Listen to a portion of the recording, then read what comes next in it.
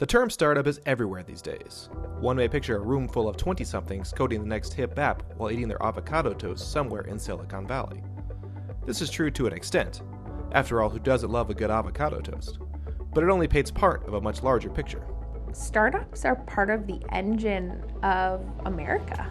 An engine that continues to challenge the status quo and drive innovation. They're typically based on innovation and looking to scale very rapidly. And they innovate in areas and provide improvement in everyday lifestyle and just productivity in the business world to new products and services that people benefit from. Startup is just a modern term for an early stage company, but one that is designed to grow fast, where at its core is an idea that is hopefully marketable, repeatable, and scalable. But before they can grow, all businesses need to have a few key things in place. The first stage of a startup's life cycle is the development phase. It is here that many decisions about how the business is structured are made. The most important piece of this puzzle is the idea behind the business. The idea is the bedrock on which the company is built. Early days, all a startup are the people and their ideas.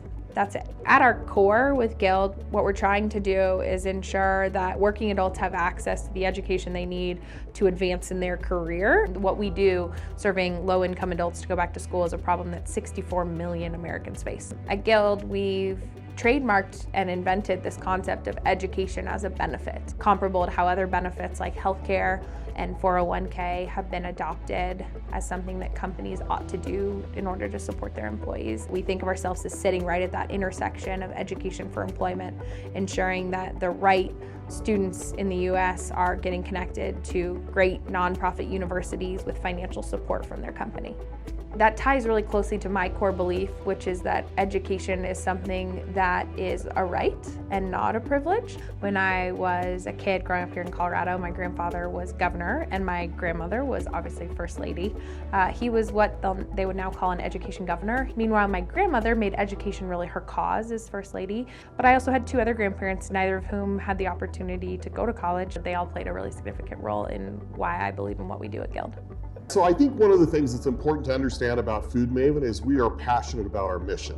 So again, our vision is to make sure that all food gets used with good purpose. The US food system is great at producing a lot of food, pretty good at making sure that the store shelves are always stocked, not good at making sure everything gets used. And so we figured out how to intervene and capture that food and make a market, typically with restaurants, institutional kitchens like hotels and universities. And for us, not only is it a profitable business, but there are a number of really positive impacts because we're generating for farmers and ranchers that were otherwise losing those revenues. For the food that doesn't get purchased, we're donating for charity, and then we're keeping food out of landfills. So there's a very profitable model, but also a model that has positive social impacts. The next step in this early phase is to find some validation of the idea. A business is nothing without someone to buy the product. It's therefore vital to find out if their product or idea is marketable.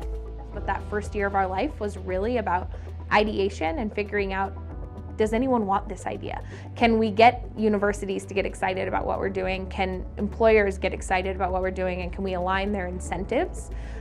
And that's where we had a lot of success, was realizing that employers were not only willing to help us meet their employees so that we could help them go back to school, but they were willing to pay. So that day, I remember when we had enough data points that said this was something we could get employers to pay for, feeling like that was a light bulb day. I mean, our core value proposition, our core early test was until food and money were changing hands that was otherwise going to get lost, we didn't know if this thing would really work. The aha moment really occurred when we had both buyers and suppliers saying it was a great idea. And when buyers and suppliers were willing to have money exchange hands along with food that was otherwise getting lost. And once we had done that in a repeatable fashion over and over again and had some pretty big names on both the supply as well as the buy side tell us we were on to something, but also really thought leaders in the industry saying this is something that could really work. Once the idea is validated by the market, it is necessary for these companies to secure funding to help achieve their business goals. This can be obtained through 3 different paths. One can bootstrap or self-fund their venture. This is ideal for maintaining full control of your company. A second option are angel investors. These are individuals who invest in a company in return for an ownership stake. And finally, there's venture capitalists, or VCs for short. These are funds who use a pool of money to fund new business ideas, also in exchange for an ownership stake. With many funding paths to choose from, it is important to pick the right one for your business model and one that aligns with the vision of the company. I think one of the common kind of founder mistakes is to get investors that don't really share the vision of how long this is going to take. If you take money from institutional investors, like a venture capitalist, those VCs have to get their money back because they have to pay their investors back. That means you're putting your company on a shot clock. I think founders need to be kind of savvy about those investor motivations and choose wisely and manage that process with investors. But that early on, it's often more art than science. And that's because the VCs will tell you at seed stage, they're betting on people and market size and a little bit on the idea, probably in that rank order. And so you got to understand, is there a match between you and your vision and what they like to invest in? When I asked our lead investor on our Series A round what they want to have as their typical hold, the answer was forever. We invest in companies we would want to own forever. Now that was music to my ears because what we're doing is going to take some time. For us, because we were building a marketplace, we were building a pretty complex business that had multi sides. We had the employers on one side, the universities on the other, and that was our connection back to our students, who are our third stakeholder.